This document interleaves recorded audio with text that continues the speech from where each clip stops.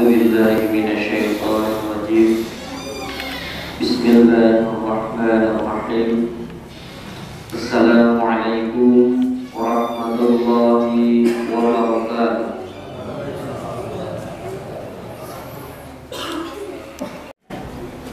الحمد لله رب العالمين.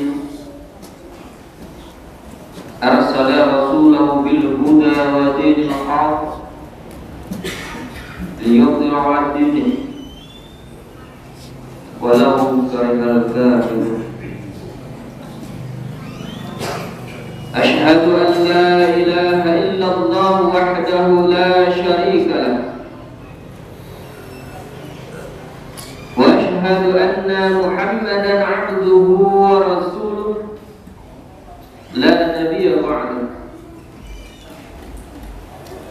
اللهم صل وسلم وبارك على سيدنا ومولانا محمد وعلى آله وصحبه أجمعين. فيا عباد الله، أوصيكم وإياي بتقوى الله، فقد فاز المتقون. وقال تعالى: أعوذ بالله من الشيطان الرجيم. بسم الله الرحمن الرحيم. والعصر إن الإنسان لفي خسر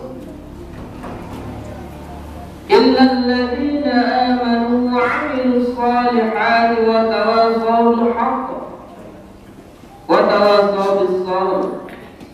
صدق الله العظيم. Kaum muslimin sidang jemaah Jumat yang dirahmati oleh Allah Subhanahu wa taala, marilah kita senantiasa bersyukur kepada Allah Subhanahu wa taala yang masih mentakdirkan kita untuk melaksanakan berbagai macam amal kebaikan, yang masih mentakdirkan kita memiliki iman dan Islam. Perlu kita ketahui bahwa iman dan Islam merupakan anugerah dan titipan dari Allah Subhanahu wa taala, yang suatu saat jika titipan tersebut tidak kita jaga, maka titipan tersebut akan diambil oleh Allah Subhanahu wa taala. Apa buktinya? Betapa banyak saudara-saudara kita yang lahir dari rahimnya orang muslim. Coba kita lihat. Ada karena harta dia murtad, ada karena pernikahan dia keluar dari agama Islam. Banyak yang terjadi. Itu tandanya bahwa iman dan Islam merupakan titipan dari Allah Subhanahu wa taala.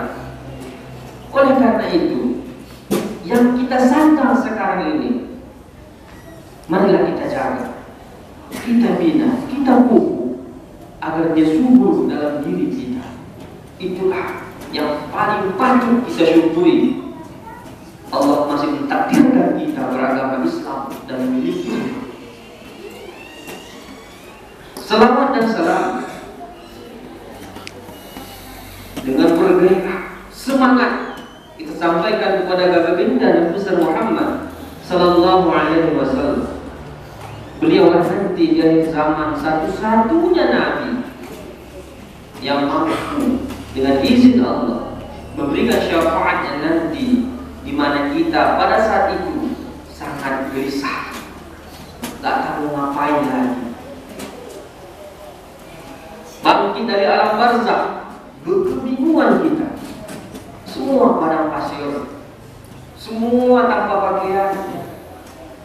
Di atas kita satu jengkal matahari, kita mencari syafaat siapakah yang memberikan syafaat kita nanti. Kita datangi Nabi Adam, bapak sekalian manusia. Apa kata Nabi Adam? Kita cari Nabi yang lain. Aku malu sama Allah. Aku pernah buat salah sama Allah. Jumpa Nabi Idris, juga. Aku malu sama Allah. Tapi ketika kita menjumpai Nabi Muhammad sallallahu alaihi wasallam, langsung bersujud Nabi Muhammad ke hadapan Allah Subhanahu wa taala. Ya Allah, dengan izinmu ya Allah, berikan hamba untuk bisa bersyafaat kepada umat. Wahai kekasihku, silahkan memberi syafaat kepada umat. Yang menjadi permasalahan sekarang adalah apakah kita umat Rasulullah Sallallahu Alaihi Wasallam yang diakui oleh Rasulullah? Kalau kita tunjuk tangan semua kita berdiri jalan, aku umat Rasulullah, aku umat Rasulullah. Tapi kalau kita tanya Rasulullah, apakah Rasulullah mengakui kita sebagai umatnya? Kalau KTP iya, aku beragama Islam. Tetapi apakah kita menjalankan sunnah-sunnah beliau? Apakah kita menyentuh anak yatim? Apakah kita membahagiakan fakir miskin? Apakah kita mendidik keluarga kita layaknya sebagaimana syariat Islam?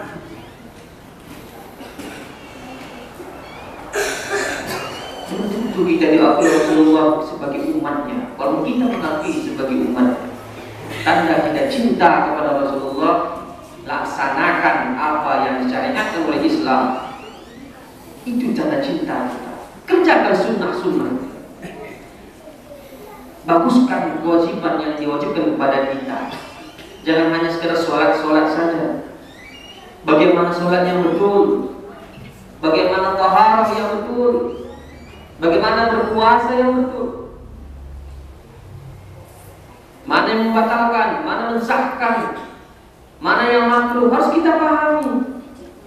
Jangan hanya sekedar sholat saja. Kalau kita menganggap cinta kita kepada Rasulullah Sallallahu Alaihi Wasallam, kaum muslimin sedang jemaah Jumat yang dirahmati oleh Allah Subhanahu Wa Taala. Perjalanan hidup kita ini dari lahir sampai besar, sampai kita meninggal, yang tidak tahu kapan kadar umur kita. Tentu ada perubahan, ada perkembangan. Yang rambut kita hitam berubah menjadi beruban. Yang dulu kita kuat menjadi lemah. Yang sehat menjadi sakit. Yang dulu miskin kaya, miskin lagi. Yang miskin kaya lagi, yang kaya miskin lagi, macam-macam. Jadi kita kuat tua rontok. Coba kita merenung sejenak. Siapakah yang menggerakkan itu semua? Apakah kita? Kalau kita buktikan mana yang bisa kita lakukan dengan diri kita sendiri. Aku berolahraga supaya sehat. Buktinya banyak orang berolahraga tapi meninggal dalam keadaan berolahraga. Aku makan sehat 4 sehat 5 sempurna. Banyak orang kaya meninggal. Kurang apa lagi perawatan dia, tapi meninggal dalam keadaan kaya. Kita anggap orang miskin, kita makan rumahnya tahu umur 80 tahun baru dia meninggal. Berarti bukan karena miskinnya dia meninggal, bukan karena sakitnya dia meninggal, bukan karena kayanya dia panjang umurnya. Berarti ada yang menggerakkan, dan itu bukan kita. Oleh karena itu, sebagai hamba Allah yang taib, apa bukti kita cinta kepada Allah? Apa bukti rasa syukur kita kepada Allah terhadap hal itu semua? Bagaimana mewujudkan diri kita ini bahwa kita ini cinta kepada Allah, kita rasa syukur kita kepada Allah. Dalam 24 jam kita hidup satu hari satu malam, berapa jamkah kita habiskan waktu untuk beribadah, dan berapa jamkah kita habiskan waktu untuk berleha-leha? Sholat kita paling jauh 10 menit, berarti 5 waktu, berarti 50 menit. Belum sampai 1 jam kita sholat. Sisanya kemana kita? Hidup. Sisanya kemana kita? Inilah yang perlu kita pahami, bahwa Allah Subhanahu wa Ta'ala menciptakan kita supaya kita taat kepada Allah, supaya kita menggapai ridhonya Allah. Bagaimana banditnya kita, bejatnya kita, bejat kan itu. Aku melakukan maksiat nih supaya Allah ini sedikit pun tidak merendahkan derajat Allah. Dan kita menganggap aku ini melakukan supaya Allah turun derajat, sedikit pun tidak merendahkan derajat Allah dengan amal maksiat yang kita lakukan. Dan berbagai macam banyak ibadah yang kita lakukan, sholat kita, sholat sunat, puasa kita, membaca Quran kita, sebanyak-banyaknya, berzikir kita sebanyak-banyaknya, sedikit pun tidak mengangkat derajat Allah dengan ibadah kita tadi. Jadi Allah itu mulia dengan ibadah itu, tidak sedikit pun tidak mengangkat derajat Allah dengan ibadah kita.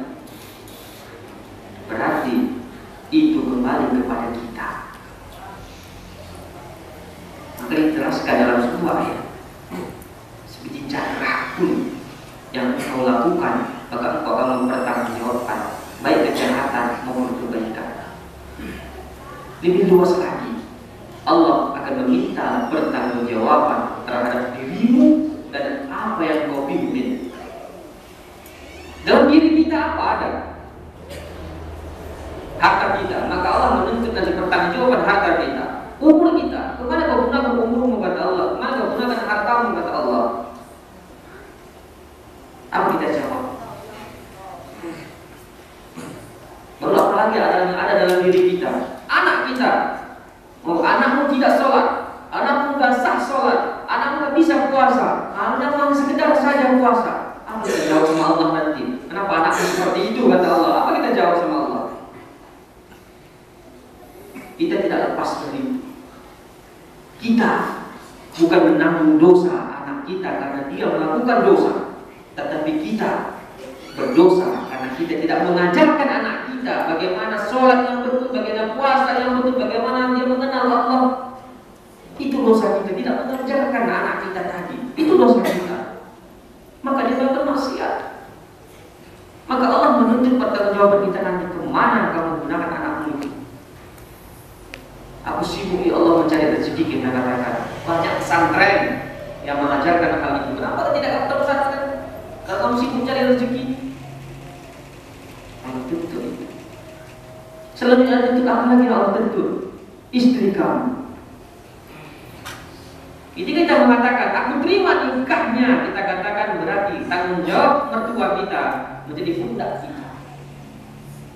Kita ajarkan istri kita bagaimana selayaknya yang kita ajarkan oleh dalam ajaran agama.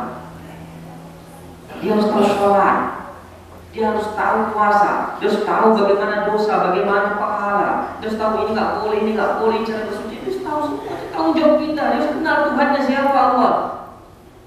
Itu tanggung jawab kita, istri kita. Maka Allah menuntut itu nanti, itu baru tingkat keluarga. Bagaimana tingkat kepala desa, bagaimana tingkat camat, bagaimana tingkat anggota dewan, itu makin besar tanggung jawab Allah tuntut nanti ke semua. Kaum muslimin sedang Jumat yang dirahmati oleh Allah Subhanahu wa Ta'ala. Itulah dikatakan, "Wa ma khalaqtul jinna wal insa illa liya'budun." Sungguhnya tidak akan menciptakan jin dan manusia kecuali untuk menyembah kepada Allah. Itu tujuan hidup kita. Enggak ada lain tujuan hidup kita kecuali untuk menyembah Allah. Cuma perlu kita pahami makna ibadah itu ada dua.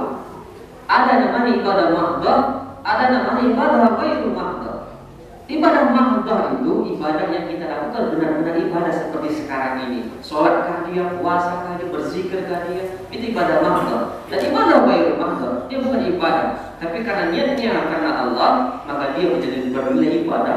Pedagangkah dia, petanikah dia, direkturkah dia, manajerkah dia, apapun jabatan itu, apapun yang kita lakukan, apabila kita lihat karena Allah, maka dia bernilai ibadah. 1 rupiah pun kita dapat dari pekerjaan kita bernilai ibadah. Ya Allah, nanti kalau panen ini ya Allah, aku bisa memberikan nafkah untuk istriku dan anakku bisa ke sekolah, istriku bisa memberikan beras. Kalau istriku kenyang, enak beribadah, enak melayani. Oleh sisa lagi, ya Allah aku menabung, ya Allah untuk naik haji, aku berwakaf, bersedekah, itu kita niatkan pekerjaan kita itu. Maka itu menjadi nilai ibadah. Jadi kita Islam itu tidak sempit. Jangan kita bayangkan Islam itu hanya sholat saja. Jangan kita bayangkan Islam itu hanya puasa saja, hanya berzikir saja. Tidak, Islam itu luas, mencakup segala aktivitas berdasarkan syariat Islam. Jangan lupa, menjadi pemimpin dia, menjadi manajer dia, petani dia, harus berdasarkan nilai-nilai Islam, sehingga kita tidak lagi sempit pola pikir kita. Jadi, mau dia tentara, ya ada fondasi agamanya. Mau dia pemimpin, ada fondasi agamanya. Mau dia pedagang, ada fondasi agama, sehingga kita saling bersatu. Ada anak yatim, ada yang miskin, nggak lagi kelaparan itu. Itu perlu kita pikirkan. Ada orang kaya kita di sini, 10 orang, gajinya 10 juta tiap bulan, contohnya. Dan sepakat. Ini kita wajib, kita simpan uang kita 1 juta setiap bulan. Kita kelola uang kita, kita katakan. Yang 10 orang dari sepakat. Berarti 10 juta 1 bulan uang tersimpan. 1 tahun berarti 120 juta. Tahun depan mesti kita berusaha. Berusaha apa? Mau kedai kelontong, mau kedai ini, kedai itu. Kemana nanti kita buat hasilnya? Untuk menafkahi anak yatim, untuk membuat anak pendidikan, untuk ini, untuk itu. Apakah maju Islam itu seperti itu? Kalau 10 sudah 10 orang ada orang kaya berpikir seperti itu, maju Islam ini. Tapi terkadang kita terlantar anak yatim itu, terlantar kakek miskin itu. Kenapa? Takut kita lapar. Sehingga kita lupa yang orang yang lapar. Padahal kita memiliki kelebihan yang banyak. Itulah salah satu kelemahan umat Islam sekarang. Kita diangan-angankan oleh orang yang sedang merusak Islam ini supaya kita terpecah. Padahal Islam itu tidak pecah. Nggak ada perbedaan kita semua, nggak ada, sama kita semua. Yang menentukan derajat kita, yang ketakwaan kita kepada Allah Subhanahu wa Ta'ala. Dan ketakwaan itu kita wujudkan melalui pekerjaan kita masing-masing. Kalau dia seorang ustaz, yang model ustaz. Kalau seorang pedagang, dia pedagang. Kalau sebagai pejabat dia berdakwah. Tidak sempit Islam ini. Sehingga dengan konteks seperti inilah Islam bisa sampai ke Aceh Tenggara. Dari Arab sana Islam nanti lahir sampai ke sini. Model seperti itulah Islam itu. Maju Islam itu, lahir intelektual, lahir para manajer, lahir para pedagang, lahir para astronomi, lahir para geologi, macam-macam ilmu lahir sehingga Islam itu tersebar. Seperti itu Islam itu sebenarnya, tidak sempit Islam itu. Jangan kita bayangkan Islam itu hanya sholat saja, tidak luas Islam. Tetapi ada batas-batasan yang harus kita pikirkan. Itu ditentukan dalam Al-Quran dan hadis dan diuraikan oleh para ulama. Itulah yang perlu kita pikirkan untuk sekarang dan masa depan anak-anak ini nanti. Karena musuh Islam yang diserang bukan kita, tapi yang diserang adalah anak-anak kita nanti. Coba kita lihat sekarang bagaimana mudahnya anak kita mendapatkan informasi, dan itu harus kita jaga, kita batasi. Ada batas-batasan itu kita jaga. Dan itulah yang diserang, bukan kita. Anak-anak kita diserang, terus kita jaga imannya. Nah, seperti saya katakan dari awal tadi, iman dan Islam itu titipan dari Allah, dan jika kita tidak menjaganya, suatu saat Allah akan mengambil iman. Demikianlah khutbah singkat kita pada kesempatan kali ini. Mudah-mudahan Allah Subhanahu wa Ta'ala memberikan rahmat dan hidayahnya kepada kita. Amin amin ya rabbal alamin. Barakallahu li wa lakum fil Qur'anil azim.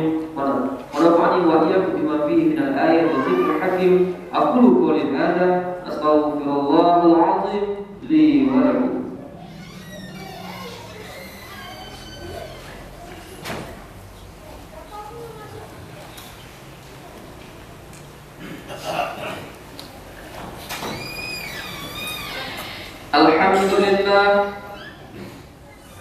Alhamdulillahilladzi hadana li hadza وما كنا لنهتدي لولا أن هدانا الله. أشهد أن لا إله إلا الله وحده لا شريك له وأشهد أن محمدا عبده ورسوله. Allahumma salli wa sallim wa barik ala sayyidina wa maulana Muhammad wa ala alihi wa sahbihi ajma'in. Fa ya ibadallah, ittaqullah, ittaqullah, ittaqullaha haqqa tuqatih wa la tamutunna illa wa antum muslimun. Faqala ta'ala, a'udzu billahi minasyaitonir rajim. Bismillahirrahmanirrahim. Qul huwallahu ahad, Allahus samad, lam yalid wa lam yulad wa lam yakul lahu kufuwan ahad. Allahumma ighfir lil muslimina wal muslimat wal mu'minina wal mu'minat al ahya'i minhum wal amwat innaka ala kulli syai'in qadir.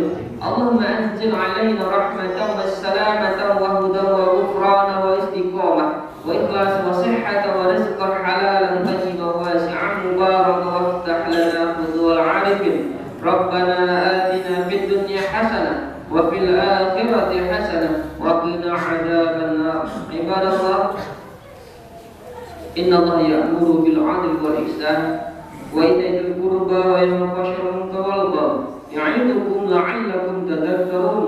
Wadhkurullaha yadhkurkum wa la yastajib lakum wa la dzikrullahi akbar. Aqimus shalah.